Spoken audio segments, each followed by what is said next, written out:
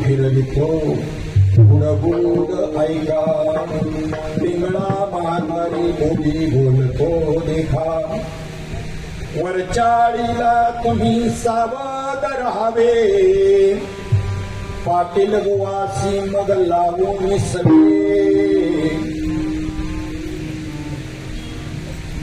चिट्टी येईल बघा मग पडेल ठावे पिंगळा माघारी बोली बोलतो देखा दुसऱ्या आळीला मधल्या आळीला एक बायको फिरे इजला तुम्ही साधा मग पडेल पुरे नाहीतर पाटलोबा तिची पळत गेल गुरे पिंगळा माघारी बोली बोलतो देखा अनेक एक वारे सुटेल तातडी पाटील गोवाची मग पडेल माडी तिची 5 पोरे लागतील देशोधडी पिंगळा महाद्वारी बोली बोलतो लेखा अनेक ऐका कैचे नवल झाले गावच्या पांड्यांनी पाटलास नागविले साऱ्या कागदाचे शून्य एकच केले पिंगळा महाद्वारी बोली बोलतो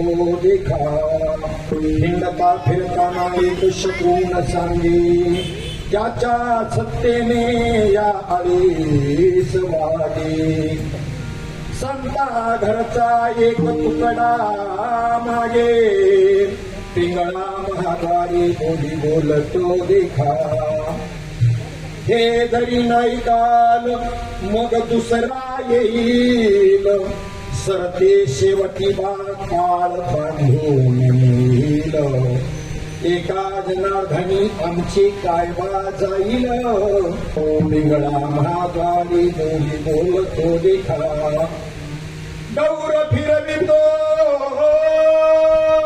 गुडगो गायिका पिंगळा महाद्वारी बोली बोलतो देखा ब्रह्मानंदं परमसुखदं केवलं ज्ञानमूर्तिं द्वन्द्वातीतं लग्नसदृशं तत्त्वमस्यादिलक्ष्यम् एकं नित्यं विमलमचलं सर्वदेव साक्षिभूतं भावातीतं त्रिगुणरहितं सद्गुरुं नमामि सद्गुरुं शान्तं सच्चिदानन्दविग्रहम् पूर्णब्रह्मपरानन्दम् ईशम् आनन्दिवल्लभम् नमो सद्गुरो तुकया ज्ञानदीपा नमो सद्गुरो सच्चिदानन्दरूपा नमो सद्गुरो भक्तकल्याणमूर्ती नमो सद्गुरो भास्कर पूर्णकीर्ती श्री भानुजो भानो आराधिला पयाच्या कुळी दीपको दिव्य दाहला हरिभक्ती लागो नितारी समजता नमस्कार श्री संत एकनाथा श्रीपादनाथं गुरुराजवर्यं मुमुक्षो नाम्यादानं श्रीभूति क्षेत्रे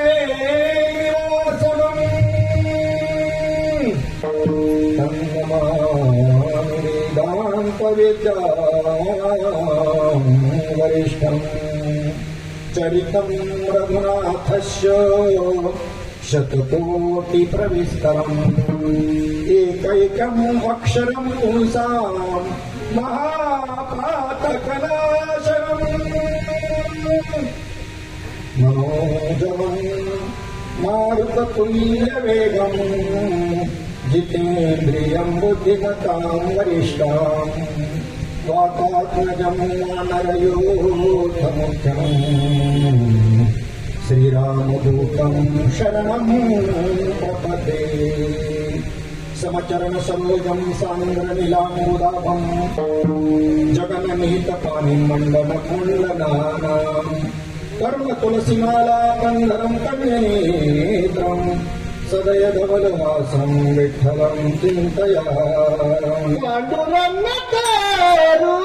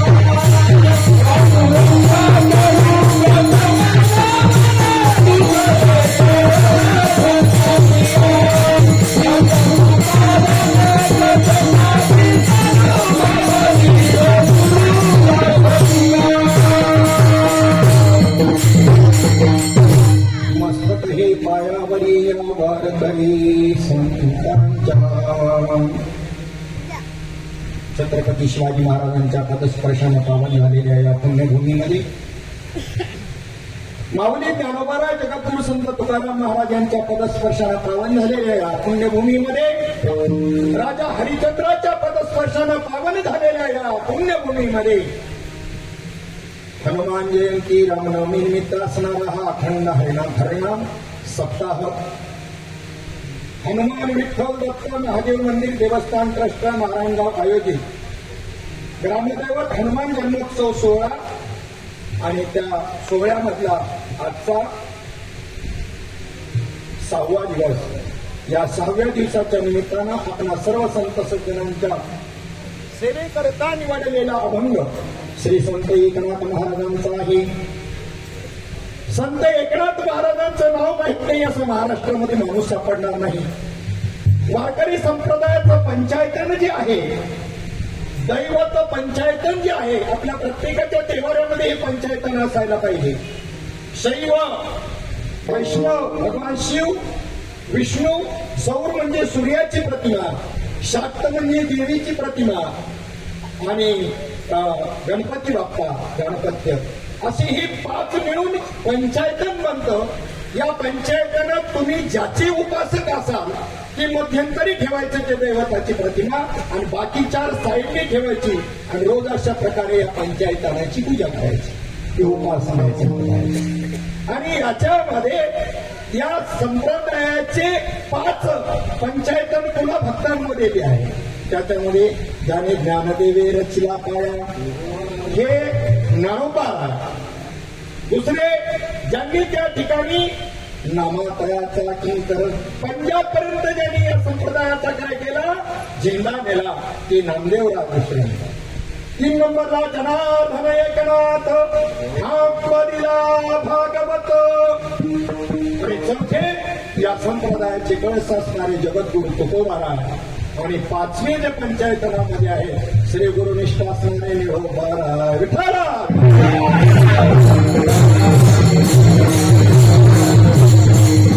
संभाजीनगर जवळ असणाऱ्या देवगिरी किल्ल्यावरती जनार्दन पंत राहत होते. त्यांचं वास्तव्य होतं आणि मोगलांचे सरसेनापती होते. आणि या किल्ल्यावरती संत एकनाथ महाराज हे त्या ठिकाणी गेल्यानंतर त्यांना गुरुस्थानी मानलं आणि त्यांची दीक्षा घेतली, त्यांचा अनुग्रह घेतला आणि त्यांच्या सेवेमध्ये ते रुजू झाले. गुरुदेव दत्तात्रेयांचे 3 शिष्य एकनाथी भागवतामध्ये म्हणजे अनेक शिष्य गुरुदेव दत्तात्रेयांनी केले. त्याच्यातले 3 प्रमुख शिष्य ज्यांचं दिव्य असं कार्य झालं त्याच्यामध्ये यदू नावाचा राजा, सहस्रार्जुन नावाचा दुसरा राजा आणि तिसरा जनार्दन शिष्य केला जाऊन कलियुगीनाथ महाराज सांगतात. आणि त्या जनार्दन स्वामींचे 3 शिष्य, पहिला जनी जनार्दन, त्याचं नाव होतं जनी जनार्दन, आणि दुसरा राम जनार्दन आणि तिसरा एका जनार्दन. राम जनार्दनाचीच आपण त्या ठिकाणी मौलींची आरती म्हणत असताना पहा शेवटच्या चरणामध्ये उल्लेख आहे. प्रगट गुह्य भोले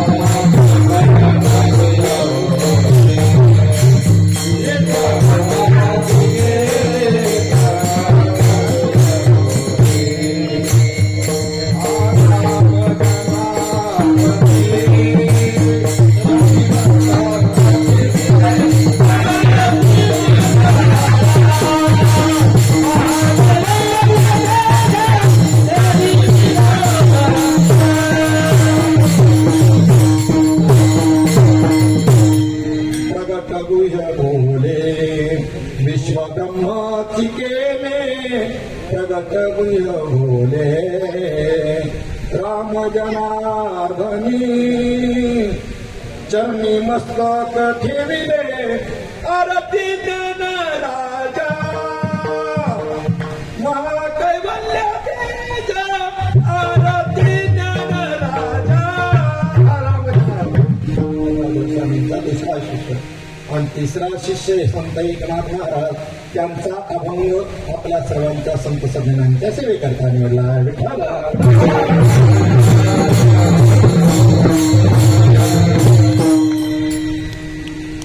पंचायतन अन्य जे वारकरी संप्रदायात आहेत त्याच्यामध्ये खंड दिला भागवत म्हणजे मजबूतीपणे जो काही या ठिकाणी संप्रदायाला दिला त्याच्यामध्ये नाथ महाराजांचा नंबर लागतो. नाथ महाराजांनी अनेक ग्रंथ रचना त्या ठिकाणी केल्या. त्याच्यामध्ये त्यांचा सर्वात मोठा जर ग्रंथ कोणता असेल तर श्री एकनाथी भागवत 28,000 ओव्यांचा असणारा हा ग्रंथ. माऊली ज्ञानोबारायांच्या समाधीचा शोध सुद्धा माऊली संत एकनाथ महाराजांनीच लावला. तिथे अलंकापुर सानिधी काही सिद्धभेट होता आणि त्याच्यामध्ये सगळं झाडं झुडपं गवत आणि त्याच्यामध्ये त्या समाधीचा शोध त्यांनी लावला. त्यावेळेला अभंग त्यांनी केला. श्री ज्ञानदेवे येऊनी स्वप्नात सांगितली मात मग लागी दिव्य तेज पुण्य मदनाचा पुतळा रवी शशिकाळा लोकलिया. त्यातलं शेवटचं चरण सांगतो. एका जनार्दनी पूर्व पुण्य फळले श्री गुरु भेटले ज्ञानदेव. किंवा ऐसे स्वप्न होता. काय स्वप्न पडलं? अजान वृक्षाची मुळी कंठासी लागली. अजान वृक्षाची मुळी माझ्या कंठाला लागली. एवढी आनंद स्थली काढलेली तेवढी काळ. नाथ महाराजांचा ऐसे स्वप्न होता. आलो अलंकापुरी तवनके आधारी देखिले बार नंदीने सिद्धेश्वराच्या पदरात पुढे समाधीच्या वेळेचा या भक्तामध्ये आपण झाला. उठविला नंदी शिवाचा ढवळा. आणि त्याच पद्धतीनं त्या नंदिकेश्वरापासून तो आतमध्ये विवर जे आहे समाधीचं तिथून नाथ महाराज गेले. माऊली ज्ञानोबारायांचं साक्षात दर्शन घेतलं. साक्षात आहे जशीच तशी. देहाने सुद्धा संजीवन समाधी आहे माऊली ज्ञानोबारायांची. आणि मग त्या ठिकाणी त्यांना सांगितलं की या ज्ञानेश्वरी प्रतिमध्ये या जगतामध्ये बरीचशी अशुद्धता निर्माण झालेली आहे. तेवढी शुद्धता करण्याचं काम हीच आजान वृक्षाची मुळे कंठाला लागली होती. अज्ञान प्रिंटिंग दोष पाठांतर आणि त्यांनी सांगितलं मी काही विशेष केलंय असं की नाही. नम्रता बघा कशी आहे नाथ महाराजांची. ग्रंथपूर्वीचा अतिशुद्ध मी शुद्ध नाही केला. परी पाठांतरी शुद्ध बद्ध पण पाठांतरात ती अशुद्धता निर्माण झाली. तो शोधून मी त्या ठिकाणी फक्त दुरुस्ती केली. माऊली ज्ञानोबारायांच्या आडवारवरून त्यांच्या समोर असणाऱ्या ज्ञानेश्वरी एवढंच काम शक्य. मग त्या ठिकाणी 1506 मध्ये त्यांनी ही गोष्ट केली. असे हे नाथ महाराज. या नाथ महाराजांनी मुख्य ग्रंथ जो आहे हा एकनाथी भागवत त्यानंतर भावार्थ रामायण हा खूप मोठा ग्रंथ केला की त्या ग्रंथामध्ये प्रभू रामचंद्रांचं चरित्र सांगता सांगता अध्यात्म त्या ठिकाणी सांगितलं. त्यानंतर रुक्मिणी स्वयंवर ग्रंथ केला. छोटी अनेक प्रस्फुटपर असे अनेक त्या ठिकाणी ग्रंथ आहेत. छोटे छोटे चिरंजीव पद छोटासा ग्रंथ आहे.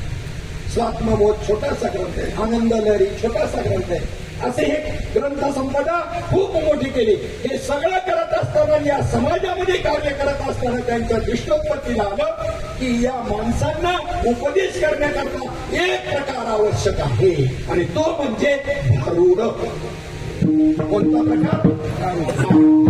आणि मग संत एकनाथ महाराजांनी भारुडाच्या परंपरेचे अभंग त्या ठिकाणी केले आणि त्या माध्यमामधून आपल्याला सर्वांना जनतेला समजून सांगितलं. या भारुड प्रकारामध्ये त्यांनी ते रूपक केलं. तसं हे सुद्धा पिंगळ्याचं काय केलेलं? रूपक केलेलं आहे. मुका पहा, बहिरा पहा, आंधळा पहा, दरवेश पहा, जात पहा. जे जे ज्याच्या वस्तू समोर आल्या त्याच्यातून काय बोध घ्यायचा तो बोध या भारुडाच्या माध्यमामधून संत एकनाथ महाराजांनी केला. विठाला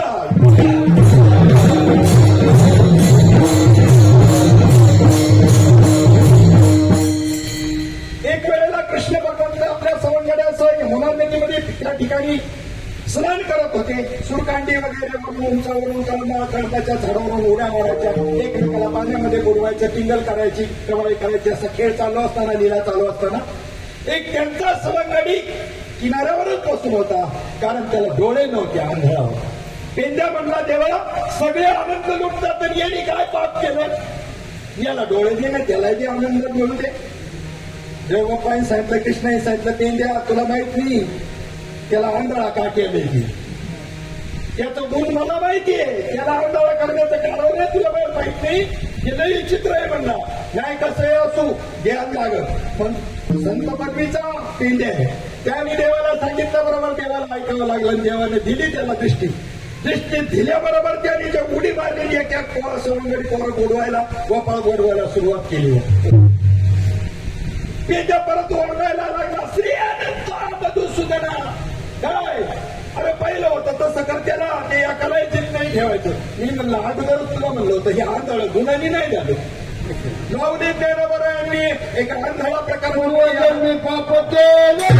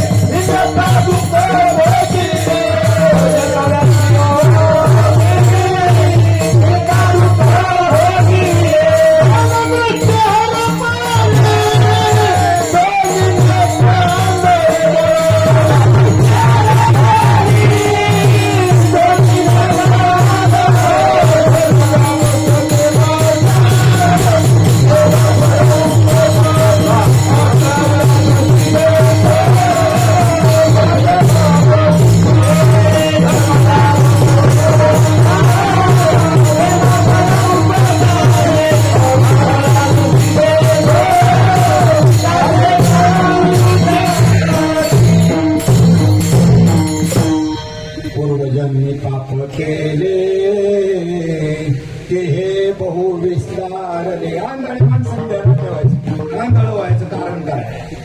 पूर्वजन्मीतलं पाप केलं ना, भोगायला आलं. केले कर्म झाले, त्याची भोग आले, मेले ऐसे किती. मग दृष्टी नव्हती का? होती ना. चष्म्यावाल्या माणसाला मी विचारतो, तुम्ही डोळ्याने पाहता का चष्म्याने पाहता? डोळ्यानेच पाहता. मग चष्मा कशाला घालता? काढून ठेवा. मग चष्मा म्हणजे दृष्टी आहे का? दृष्टी स्वतंत्र आहे आणि प्रत्येकाला आहे. आंधळ्याला सुद्धा दृष्टी आहे. हो, काही काहींचे तो डोळे एकदम आता माझे जसे तसे एकदम व्यवस्थित दिसतात, पण तरी त्यांना दिसत नाही. हो, दृष्टी प्रत्येकाला आहे, परंतु ती दृष्टी जी आहे त्याच्यावर आवरण आलेलं आहे. चष्मा फक्त आवरण दूर करतो, दृष्टी पहिलीच आहे तुमची. मोतबिंदूला आवरण काढलं दिसायला लागतं, चष्म्याने आवरण दूर होतं, दृष्टी पहिलीच आहे. परमात्मा स्वरूपाला सुद्धा ओळखण्याची दृष्टी हे मनुष्यरूपी मॉडेल बनवणं त्याच वेळेला देवानं दिलेली आहे. एकनाथी भागवतामधली ओवी आहे, बाहुले मनुष्य देही निज ज्ञान घातले पायी, जेने देहे पायी विदेह मज पावते. हे मनुष्यरूपी बाहुलं बनवलं, त्याच वेळेला मला जाणण्याचं ज्ञान उठवा मी त्याच्यामध्ये घातलं. पण झालं काय पाहत? माचीसची पेटी त्या ठिकाणी आईसाहेबांकडून खाली राहिली, जागा सादळलेली होती. त्यामुळे सकाळी सुनबाई उठली, काडी वगळायला लागली चूल पेटण्याकरता. एकही काड्याची पेटेना. अग्नी नव्हता का त्या काडीमध्ये? काय झालं? सादळा आला, सादळा ओल्या जागेमुळं. आणि ज्या वेळेला तोंडावरचं पांघरून न काढता आजीबाईने सांगितलं, शेजारच्या ताईची चूल पेटली असं त्याच्यावर शेकू ना. मग ती शेकवल्यानंतर त्याच काड्या भराभर उघडू लागल्या की नाही? तुमचं आपलं बी असंच झालंय, सादळीले आपण. तुम्हाला आपल्याला सुद्धा शेकवावं लागल. मग चुलीवर इस्त्यावर नाही तर डोक्याने काम करा म्हणून सुनबाईनं डोक्यानेच सांगत त्या चुलीतली लाकडं पुढं सारली. तसं नको व्हायला. आलं का लक्षामध्ये? तुम्हाला अग्नीवर ठेवावं लागेल म्हणजे कसं हे लक्षामध्ये घ्या. तुमच्या आतमध्ये किती अग्नी आहेत शरीरामध्ये कल्पना आहे का आपल्याला? पहिला अग्नी सांगतो तुम्हाला. माऊली ज्ञानोबरायांनी ज्या वेळेला विसोबा खेचरांनी त्यांना मांड भागण्याकरता खापर दिलं नाही आणि त्यावेळेला मुक्ताईला सांगितलं रडू नकोस. योगाग्नीने आपली पाठ तप्त केली. कोणता अग्नी? अग्नी लक्षात घ्या, आता सगळ्यांना माहिती.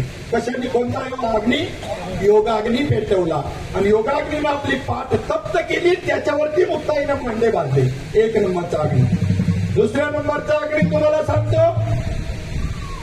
दुसऱ्या नंबरचा अग्नी 15व्या अध्यायामध्ये श्लोक आलेला आहे. अहम वैश्वानरो भूत्वा प्राणिनां देहमाश्रितः प्राणापान समायुक्त पचाम्यन्नं चतुर्विधम्. प्राणापानाच्या जोड भाती कोण्या दिवराती आटी तसे नेनो किती उदरा माझे. हा कोणता? जठराग्नी. मगाशी सांगितला योगाग्नी.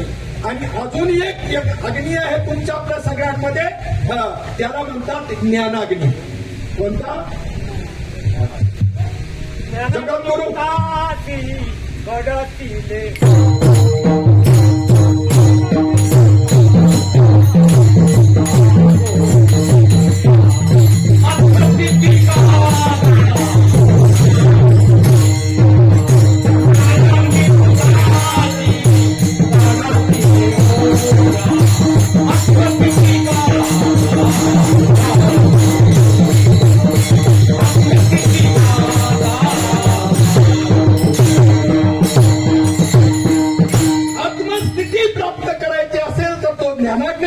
पाहिजे असा या प्रमाणाचा अर्थ आहे. जगद्गुरु प्रवृत्ती निवृत्तीचे आठवणीय भाग. प्रवृत्ती निवृत्तीचे आठवणीय भाग. करिले सांग रसायन नानाग्नी उताशी पटचिले ओझा आत्मस्थिती काजा लागवण्या. जगद्गुरु तुकोबारायांचं सुद्धा हा असंच एक प्रमाण आहे. वैराग्याच्या सेनी लागल्या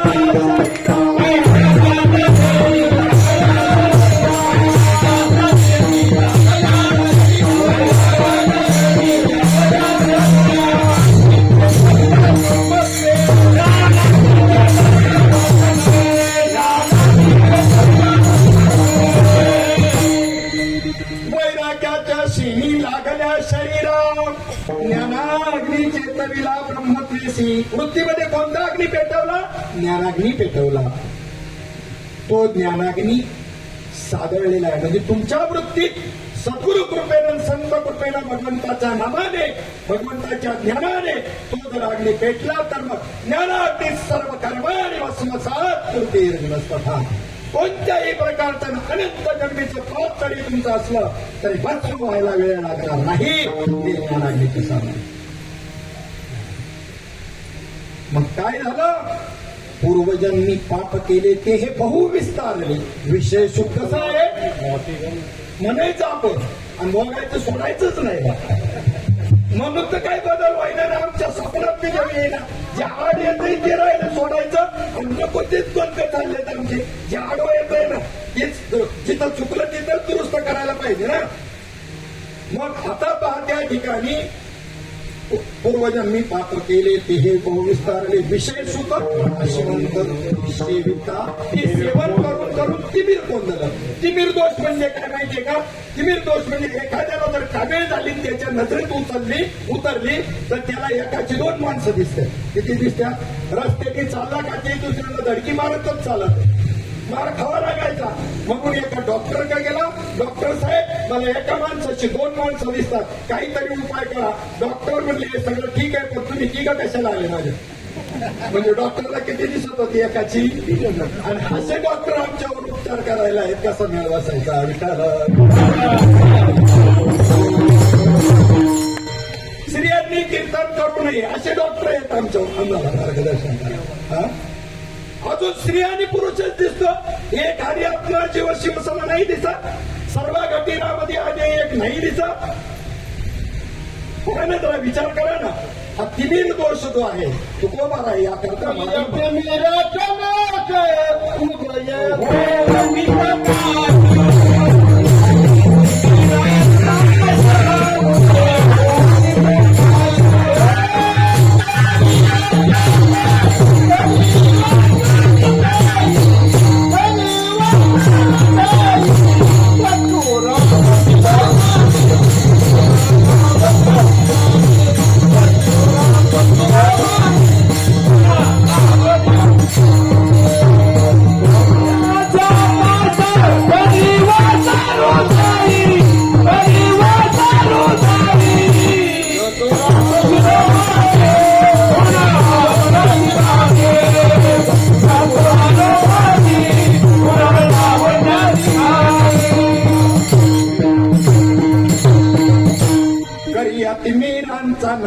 उदय होवरी प्रकाश तोडी आशा पाश कमी वास हृदयी चतुरात शिरोमणी गुण लावण्यात अतिमीर दोष आहे.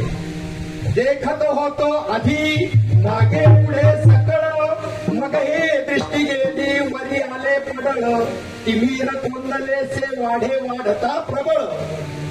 माऊलीच्या बरोबर सुद्धा हेच कारण सांगतात की तो तिमीर दोष विषय सेवन करून काय झालं, पूर्वजांनी पाप केले ते बहुविस्ताराने विषय सुख नाशिवंत पण सेविता तिमिर कोंदले 84 लक्ष योनी फिरता दुःख भोगले आणि परिणाम ज्ञानदृष्टी होती की नाही हरपली, तिच्यावर आवरण आलं. आणि जो कोणी मला ती ज्ञानदृष्टी देईल धर्म जाग सदैवाचा देवा आंधळ्या दृष्टी देतो त्याचे आंधळा होण्याचं कारण माऊली त्या मी सांगितलं. हो, आंधळा होण्याचं कारण. आता नाथ महाराज काही माणसं मुकी आहेत. मुका होण्याचं कारण काय आहे भारताच्या माध्यमातून साहेब मुका झालं वाचा गेली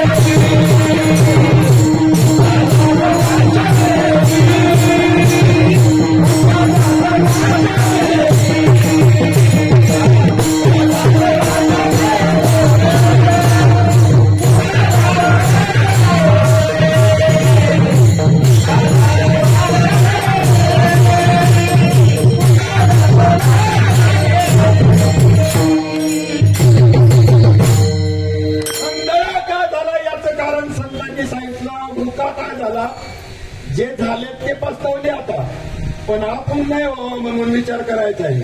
मी लिहिलं गेलं त्याच्या मागे आपण काय शिकायचं जिवंत माणसानी की बघायचं की गेलं त्याच्यापासून धडा आपण काय घ्यायचा. आपण जिवंत माणसं करता धडा जे मुका नाही त्यांनी धडा घ्यायचा आहे. मी जर मला तर तेव्हा निवडतो केलं मुका झालो तर मग नाही होण्याचं कारण काय ते मी करणार नाही.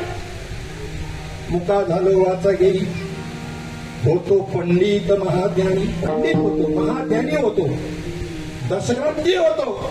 दशग्रंथी षटशास्त्र 6 शास्त्र दशग्रंथी षटशास्त्र पुराणामध्येही तज्ञ होतो.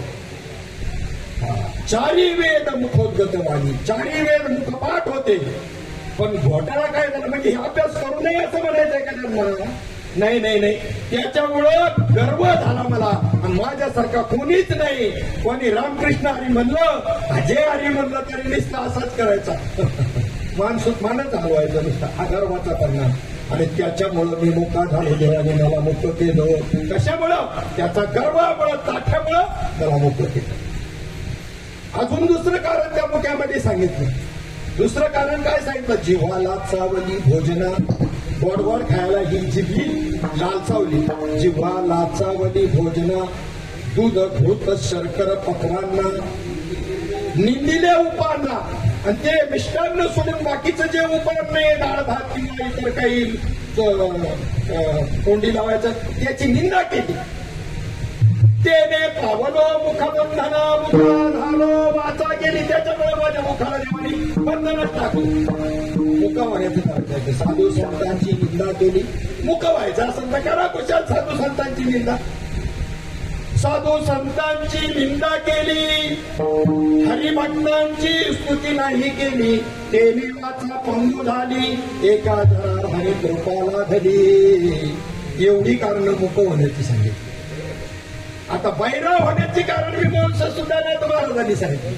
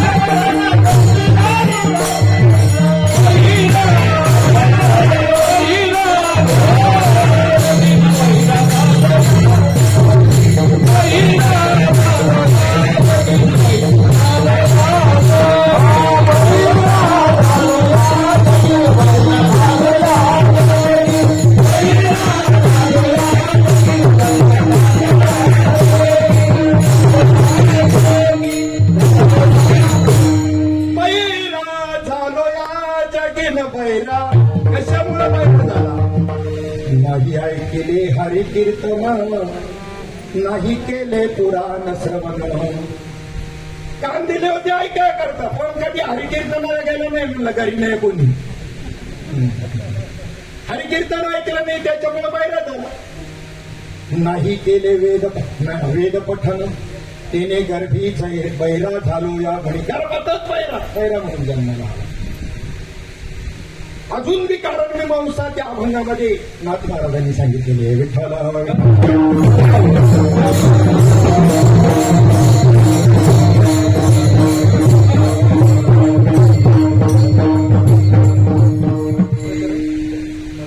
पितृवचनाची पाठ आपण त्याचे पूर्वार्ध राहिला ना आपला. विठ्ठला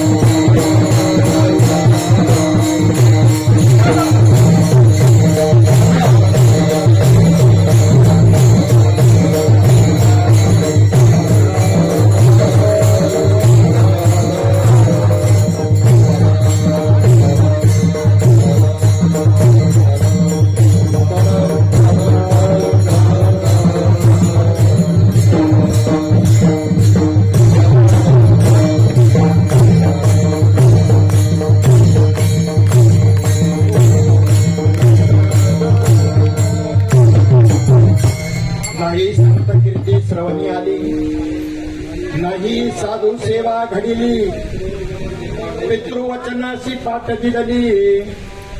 आणि मग तिने तीर्थव्रते असून त्या गेली. पितृवचन कधी ऐकलं नाही, साधू संतांच्या बरोबर कधी संत संगती केली नाही. पित्याने काही जे काही काम सांगितलं त्याला पाठ दाखवली आणि जी सगळी तीर्थव्रत याला कधी गेलो नाही. त्याच्यामुळं काय झालं, परिणाम पहिरा झालो या जगी. त्यानंतर माता माऊली पाचारिता शब्द नाही दिला मागुता. आईनं बोलावलं काही काम सांगितलं तर पुढे निघून जायचं, पण परत पाठीमागे गेलो नाही. त्याच्यानंतर बैरा झालो नरदेही येता एका जनार्दनी स्मरेनाचा. आता काय स्मरण करतो, आता स्मरण करीन म्हणतो. आता काय स्मरण करणार तू, अगोदरचं कोण भरून काढणार. बैरा का झालो याची ही कारण मीमांसा श्री संत एकनाथ महाराजांनी सांगितली. हे सगळं होण्याच्या कारण मीमांसा पुन्हा हरिपाठामध्ये एका क्रमांकाद्वारे त्यांनी सांगितलं. केले कर्म झाले त्याची भोग आहे, केले कर्म झाले त्याची भोग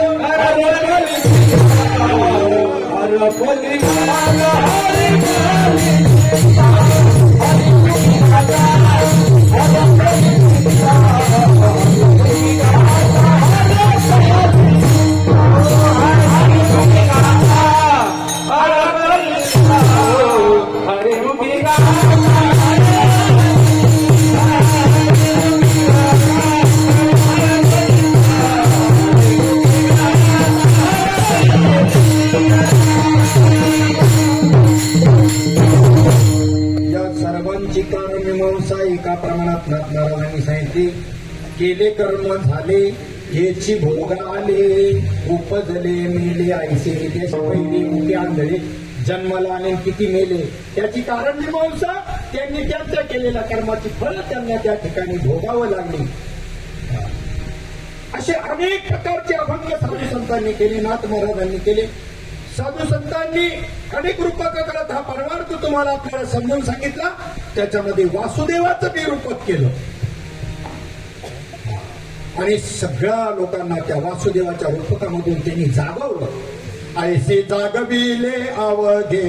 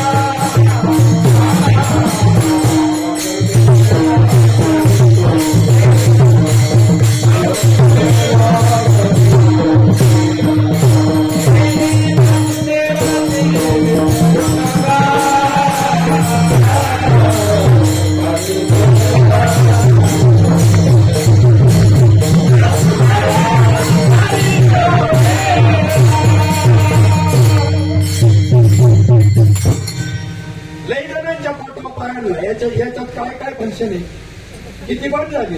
म्हणजे व्यावहारिक नुकसान साधनही केलं यांनी. खूप लोकांच्या पोटावर पाय आणला.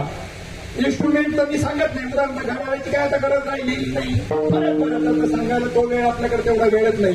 तसं ह्या गोष्टीवरती मी बरंच नुकसान केलं बरं का ह्या इन्स्ट्रुमेंटनी. पूर्वीच्या काळामध्ये सर्व गावोगाव हा वासुदेव फेरादेत फिरायचा आणि सगळ्या जनतेला जागवण्याचं काम करायचा. हा वासुदेव त्याचबरोबर त्या ठिकाणी पिंगळा हा एक समाज आहे. पिंगळा हा शब्द या अर्थाने वापरलेला आहे. तो समाज सुद्धा सकाळच्या वेळेला आम्ही मुंबईला असताना 3:30 वाजता साडीमधून तो पिंगळा यायचा. बघा मोठ्या पाकुटाचा शिकाय 3 पाकुटी एकावर एक बांधण्यात तो गाव असतो. गरीबी असा धंदा असायचा. घोंगडी खांद्यावरची, एक हातामध्ये कंदील आणि त्या मेनमेनच्या त्या ठिकाणी उजेडामध्ये तो चालायचा. आणि त्याचा सुद्धा काही रसूल ठेवलेला असायचा. एकदा आवाज दिला आणि त्या ठिकाणावरून कोणी महिला जर आली नाही ते माधुकरी किंवा ते शिदामा वाढायला, एकदा पुढं पाऊल टाकला तर मग मात्र मागं यायचं नाही, पुढंच जायचं असा त्यांचा नियम. तांबडा फुटायच्या आत आपलं घर गाठायचं.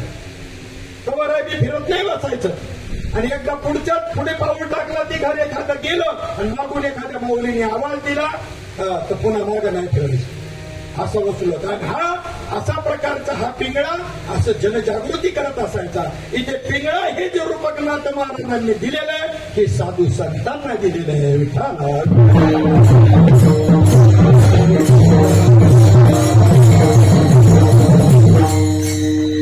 हा पिंगळा त्या ठिकाणी आपल्याला जागा करतो आणि काय सांगतो प्रथम चरणामध्ये तुम्ही सावध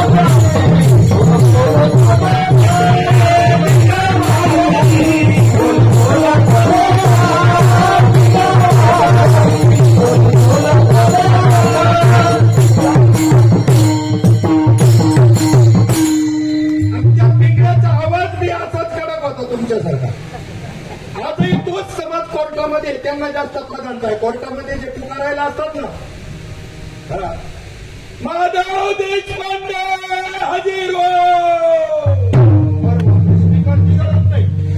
असा आवाज. असं फडकड्यांमध्ये कीर्तन करताना त्यांना हे पाहिजे, हे नव्हतं सगळं. आज आम्ही फडकड्यांचा आवाज जर पाहिलं तर काय, मग ते तो पिंगळ समाजाला तिथं जास्त प्राथमिकता, त्यांच्या आवाजाची ट्रायल घेतली जायची, जास्त करून त्यांनाच त्या नोकऱ्या मिळायची. तुम्हाला बी मिळेल बरं का, आता काय करून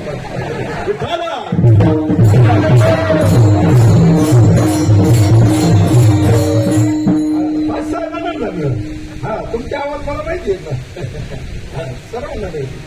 तर असो, या ठिकाणी देवाने काय कमी केले आपल्याला, आता पुढे कधी बसायचं ना, त्याची आवश्यकताही नाही. पांडुरंग परमात्मा समर्थ आहे सर्वांना.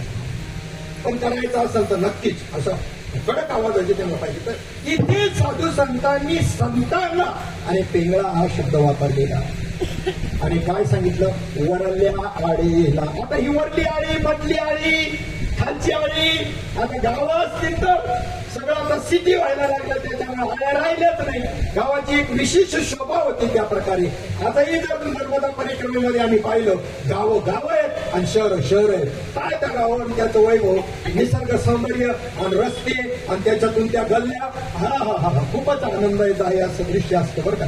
हा त्या गावाचं वैभव होते. मग त्याच्यामध्ये वरल्या आळीला तुम्ही सावध व्हावे. वरली आळी कोणती, वरल्या आळीला तुम्ही सावध व्हावे. पाटील बुवासी मग लावून सवे. चिठ्ठी येईल बा मग पडेल ठावे. विचार करा, इथे या ठिकाणी पाटील बुवा म्हणजे कोण. पत्र या प्रकरणामध्ये, भारुडामध्ये, जोहार या प्रकरणामध्ये हा पाटील बुवा सांगितलेला आहे. पत्र या प्रकरणामध्ये पहा, चिरंजीव जीवाचे पंतयास यमराजांचे अनेक आशीर्वाद, देगावची सनद देऊन तुम्हाला मृत्यू लोकांमध्ये पाठवलं. इथे काम क्रोधाधिकारांचं काही ऐकू नका, रायतेचं राज्य सांभाळायचं असेल तर. आणि त्यांचं ऐकून जर काही कमी जास्त कराल तर शेवटच्या क्षणाला यम येईल, तुम्हाला घेऊन जाईल. असं त्या पत्राच्या मजकुरावरून अर्धदास्त सांगितला. म्हणजे या ठिकाणी हा कोण आहे, हा पाटील जीवाजी पंत. तुमच्यामध्ये आपल्यामध्ये जो जीव आहे ना, जीव, हा जीवाजी पंत. हा जीवाजी म्हणजे पाटील बुवा आहे. वरच्या आळीला तुम्ही सावध व्हावे. ही वरची आळी, ही मधली आळी, खाली कमरेपासून खाली खालची आळी. मग आता ही जी वरची आळी आहे, इथे तुम्ही सावधान राहा. आणि सावध राहा म्हणजे विचार करा, त्या ठिकाणी वरच्या आळीला तुम्ही सावध व्हावे. आणि पाटील बुवासी मग लावून सवे. या पाटील बुवाला भजनाची सवय लावा, भजनाची, भगवंताच्या नामचिंतनाची सवय लावा. आणि जर सवय जर नाही लावली तर मग काय होईल, शेवटच्या क्षणाला त्याची चिठ्ठी येईल. आणि चिठ्ठी आल्यानंतर मग मात्र तुमचं काही ऐकलं नाही. दिवस घोटतो तुम्ही सावध.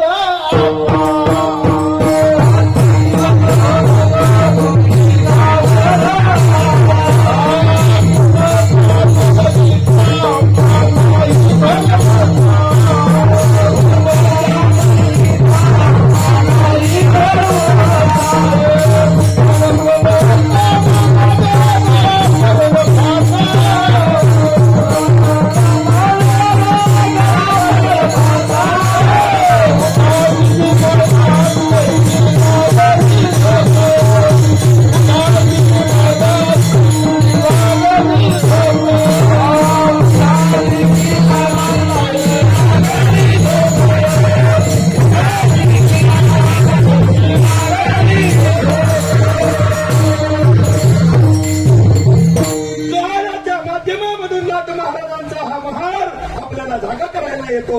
उठाकीची बाप काय लागली झोप. गेले टळले प्रहार 3. कोणते 3 प्रहर? दिवसाचे नाही, आयुष्याचे. बालपण, तरुणपण, वृद्धपण, 3 प्रहर गेले. 1 प्रहर उरलाय, कधी पुटकून जाईल सांगता येणार नाही. मग आजवार सावध करतो, जागा करतो. साधू संत आपल्याला जागा करत असतात. चिठ्ठी येईल बा मग पडेल ठावे. एक हिंदीमध्ये पद आहे, हे मन मुसाफिर निकलना पडेगा, पाया मुझे खाली करना पडेगा. आएगी नोटिस जमानत न होगी, पल्ले में तेरे अमानत न होगी. आएगी नोटीस. नोटीस म्हणजे कानाजवळ केस पिकले का नोटीस आली तुम्हाला समजायचं. अख्खे पिकले तर काळं करतोय ना आम्ही घाबरतो काय तुमच्या नोटीसीला. नाही आमच्या. हा मग आएगी नोटीस जमानत न होगी. जेव्हा नोटीस येईल ना तेव्हा जामीनदार कोणी होणार नाही. तुका म्हणे तुझं सोडविणार.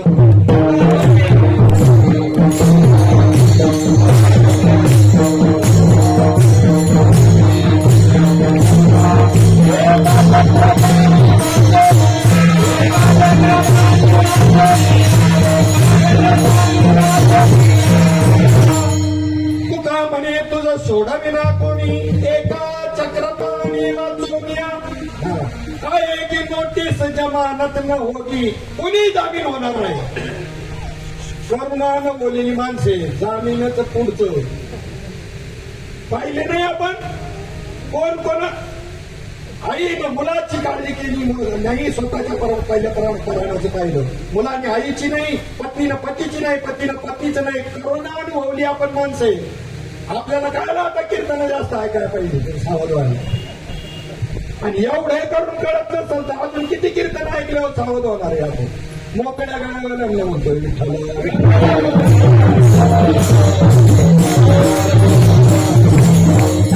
आएगी नोटिस जमानत न होगी, पल्ले में तेरे अमानत न होगी. हो करके करीब तुझे चलना पड़ेगा, आया खुद खाली. मौत जब तुमको आवाज देगी, मौत जब तुमको आवाज देगी, घर से बाहर निकलना पड़ेगा. मौत जब तुमको आवाज देगी, घर से बाहर निकलना पड़ेगा.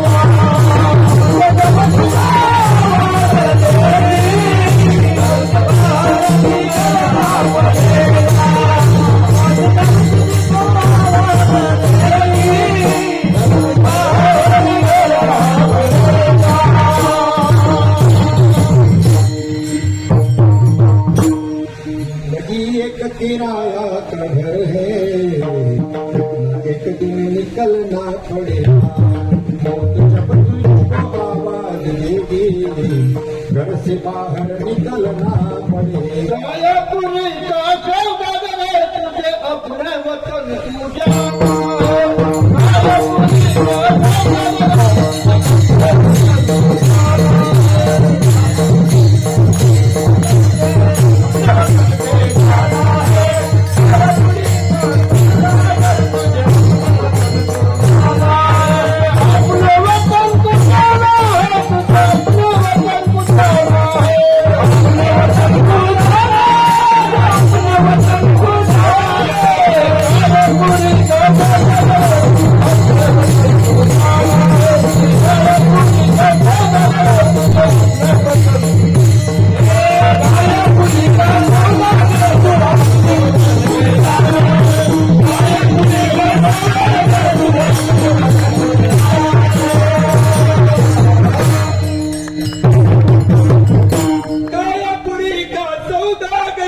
अपने वतन पे जाना है.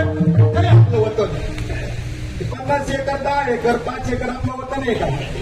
किती आले आणि गेले ते जागच्या जागेवरच आहे. आजा मेला पंजा मेला बाप मसला गेला, एकत नातू बंधू उठा उठा जागा पाठी भयाले मोठे, उठा उठा जागा पाठी भयाले मोठे. पंढरी वाचोली आपलं वतन कोणतं आहे? काय म्हणे ठाया जाय आल्या आपुलिया.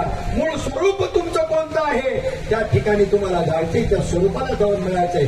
परमात्मा हेच तुमचं मूळ स्वरूप आहे, ब्रह्म हेच तुमचं मूळ स्वरूप आहे. जिवाजी पंतांना किती समजून सांगितलं तरी जिवाजी पंत ऐकायला तयार नाही. म्हणून आत्माला सांगतात वरल्या आळीला तुम्ही सावध राहावे, पाटील गोवासी मग लागून नसवे, चित्तील बामद पडेल ठावे. पिंगळा महाद्वारी बोली बोलतो देखा. गौर फिरवितो म्हणजे गौर फिरवतो तो असं फिरवतोय का? त्याच्या हातामध्ये जे डमरू आहे त्याला गौर हा शब्द प्रयोग केलेला आहे. गौर म्हणजे परिवर्तन. असं आपल्याकडे फिरवतोय, आम्ही तुमच्याकडे फिरवतोय, आम्ही तसेच.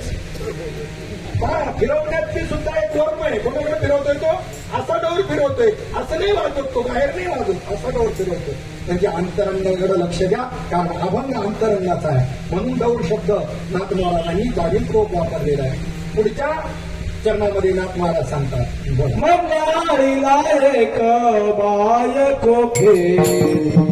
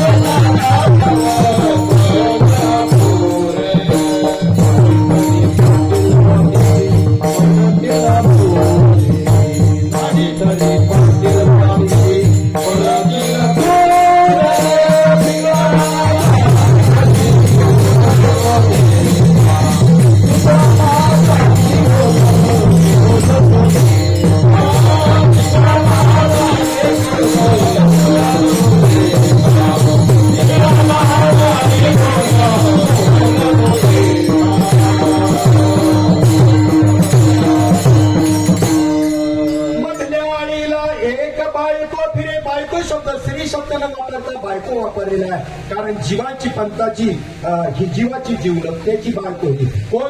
तिचं नाव आहे बुद्धी. मधल्या आळीला एक बायको फिरे, तिला तुम्ही साधा. जर का तुम्ही तिला साधलं तर मग मात्र बरोबर होईल. त्या बुद्धीने काय करा? त्या बुद्धीने विचार करा, परमात्म्याचा विचार करा. नाथ महाराज हरिपाठामध्ये सुद्धा सांगतात, हरी बुद्धी जपे दुर्लभ, वाचेशी सुलभ राम कृष्ण. तिला साधा बरं. कोणाला? ही मधल्या आळीची जी बायको आहे ना, म्हणजे बुद्धी, ही ज्याने साधली त्याचं जीवन कृतार्थ झालं. तिला तुम्ही साधा, मग पडेल पुरे. तुम्हाला काही कमी पडणार नाही. म्हणजे काय? ही बुद्धी जर तुम्ही साधली तर तुम्हाला काही कमी पडणार नाही. बुद्धीचा पालक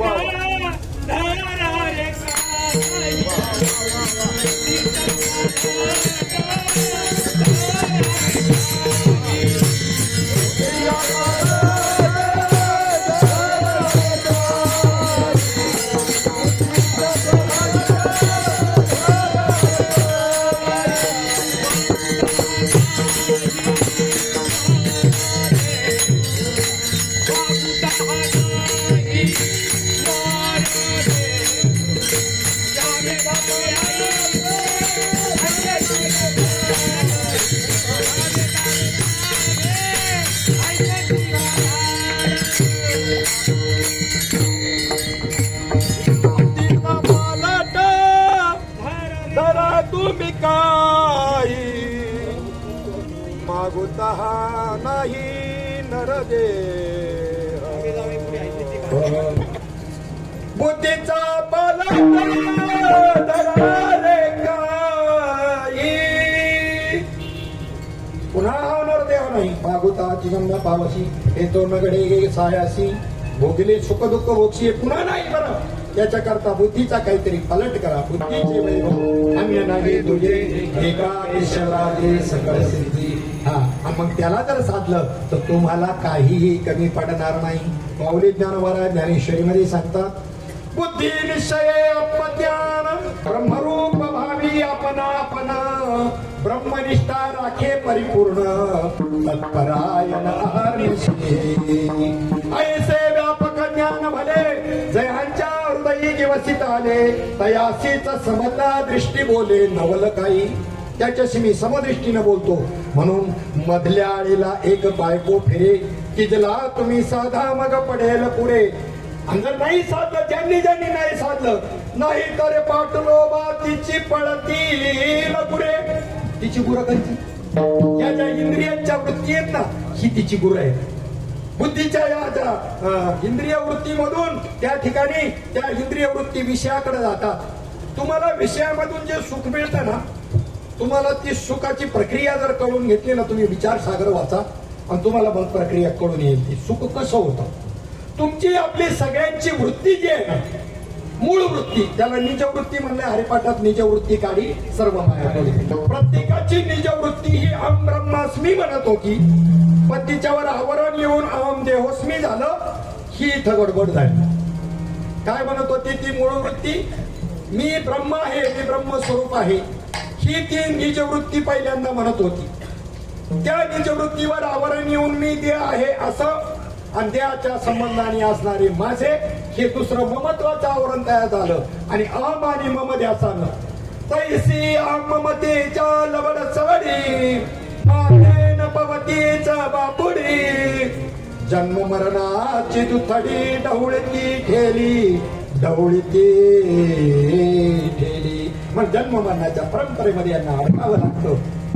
इथं अहम आणि मम मुळे तर तुम्ही जीव नसेल आला, नाही तर आपण प्रत्येक जण ब्रह्म आहोत. ज्याने अहम आणि मम सोडलं त्याला मात्र ब्रह्मत्वाचा अनुभव आल्याशिवाय राहणार नाही. विठ्ठला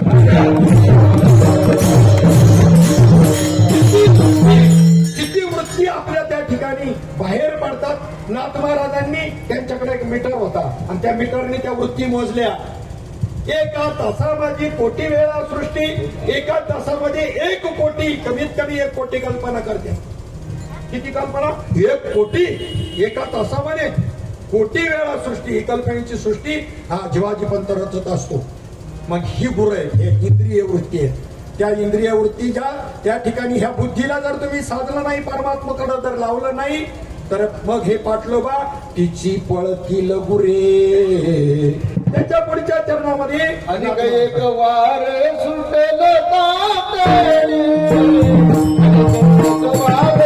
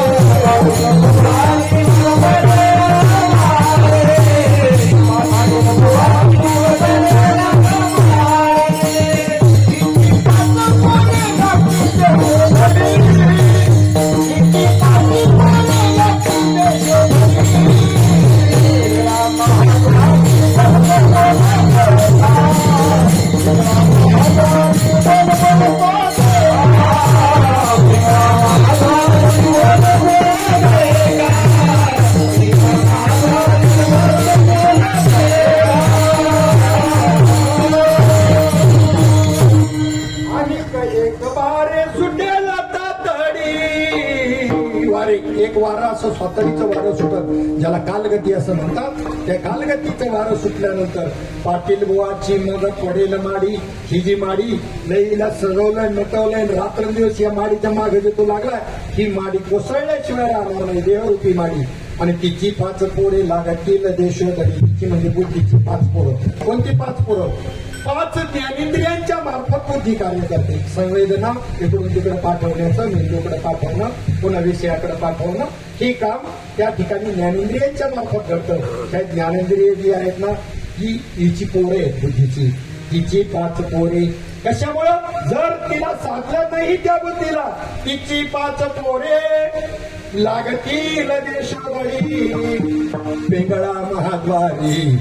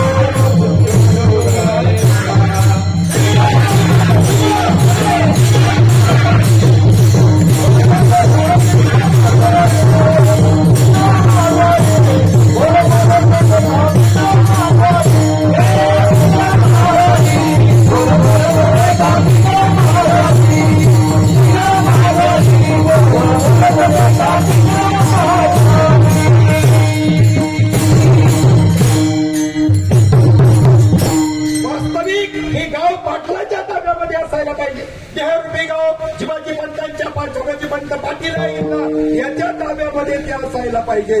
पण इथं एक मात्र नवल घडलं आणि गावची जे पंडे त्यांनी त्या ठिकाणी त्या पाटलाला नागवलं. आणि हे कोण तर त्याच्यामध्ये जीवदशेकडून जर अर्थ घेतला जीवदशेकडून तर पंचविषय जे आहेत ना शब्द स्पर्श रूप रस आणि गंध या पंचविषयांनी हे 5 पांडे 5 जण म्हणजे पांडे या 5 पांड्यांनी गावच्या पाटलाला नागवलं नाही तर काय करायचं. आणि अनेक एक पैसे नवला झाले.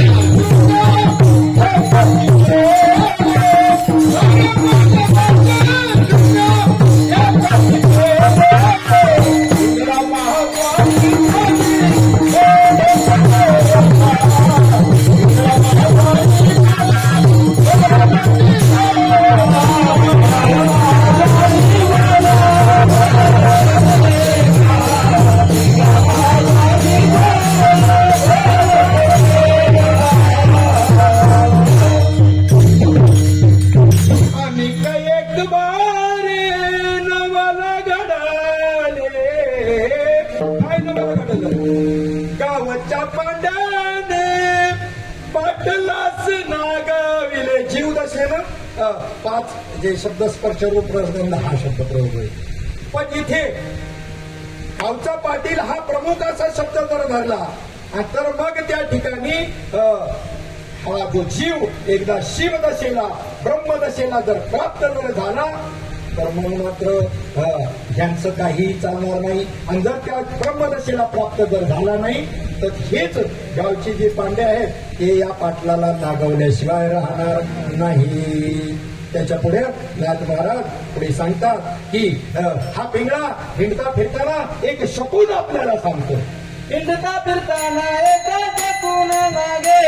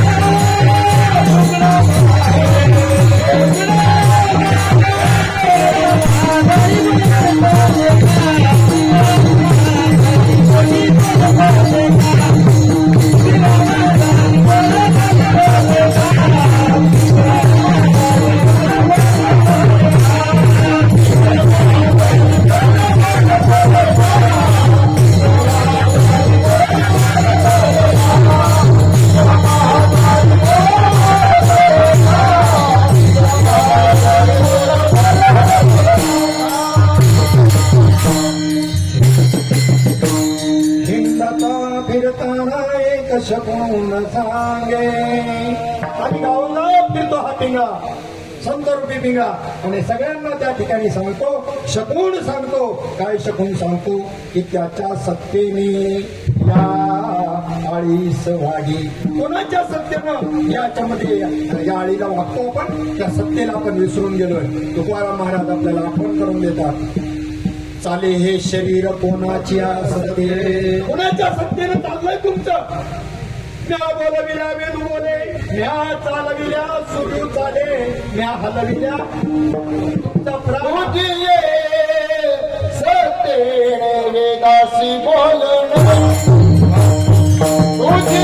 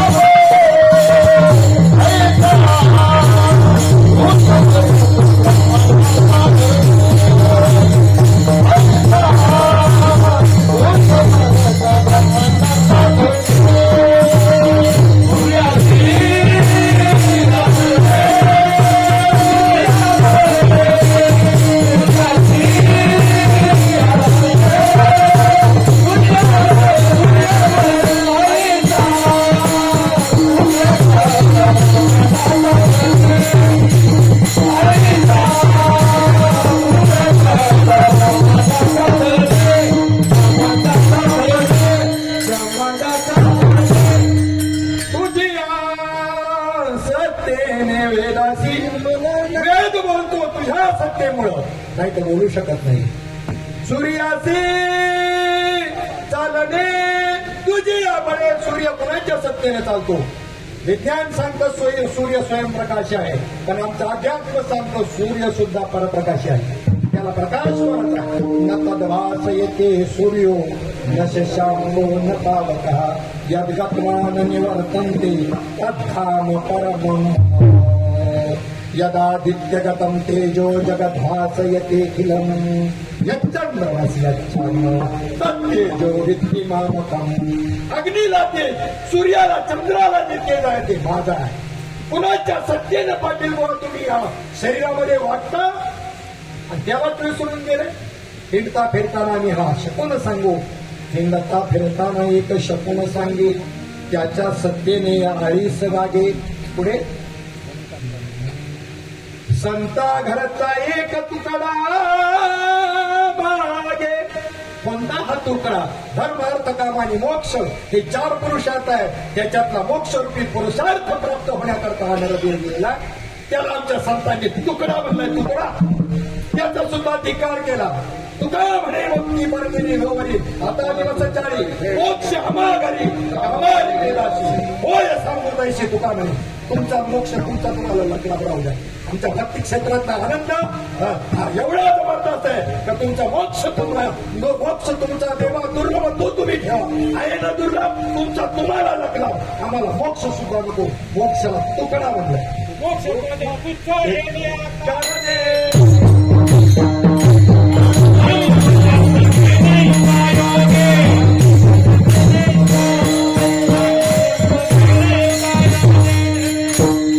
रात्र थोडी सोंगपा हा अभंग 2-3 दिवस चिंतन करणार आहे. पण म्हणतील महाराजांना पोच काय जमत कसं म्हणून यांनी उरकला. पण एवढा मोठा अभंग आणि याच्यावरचं चिंतन प्रत्येक याच्यामध्ये आलेल्या पुरावे सुद्धा कोणते दिले नाही. दृष्टांतही काही घेतली नाही. पण चला जाऊ द्या. संपूर्ण महाराष्ट्रभर पिंगळा गाजतोय.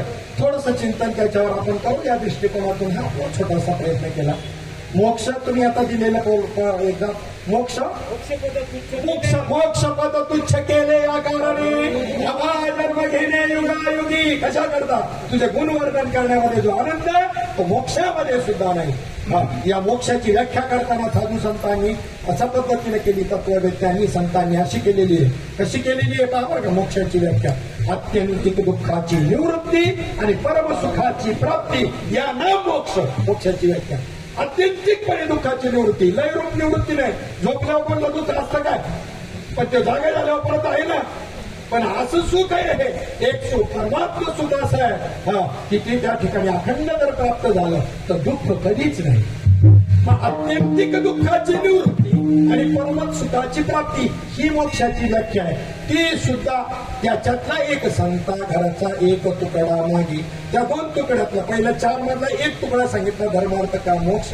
तसं आता मोक्षामध्ये मी 2 तुकडे केले. आत्यंतिक दुःखाची निवृत्ती आणि परम सुखाची प्राप्ती या दोन्ही मधला एक जरी तुकडा मला मिळाला तरी माझा वेडा पार होईल. म्हणजे संता घराचा एक तुकडा मागे पिंगळा महागारी बोलतो दिखा पुढं पार.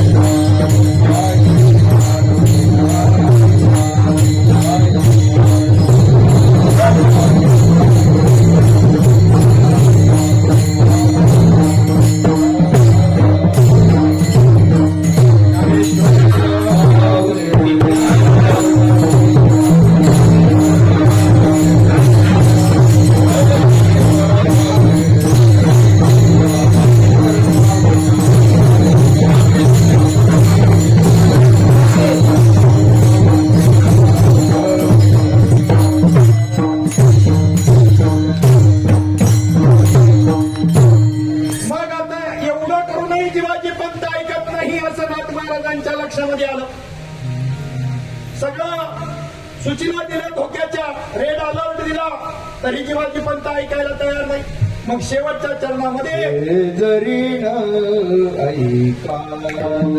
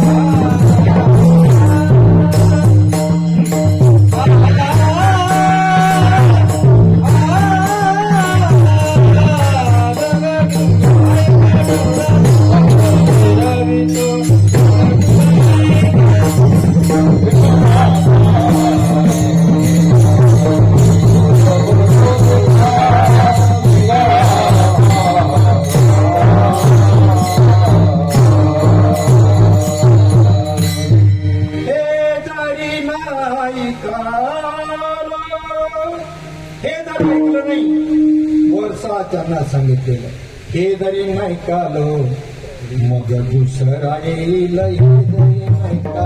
हा दुसरा कोण? दुसरा जन्म. नुसता एकच दोन नाही, 84 लक्ष जोडणीमध्ये फिरावं लागेल. म्हणून सावधान, हे जरी नाही कालो मग दुसरा येईल, हे जरी नाही कालो सरते शेवटीला काळ भागून गेला. तुझी इच्छा नसली तरी सरते शेवटी काळ तुला भागून देईल. एका जनार्दनी आमचे काय वागायला म्हणतात, आमचं काय झालं रे, नुकसान झालं तर तुमचंच होईल. पण येतो हिताचा कळवळा म्हणून पिंगळा महाद्वारी बोली बोलतो देखा.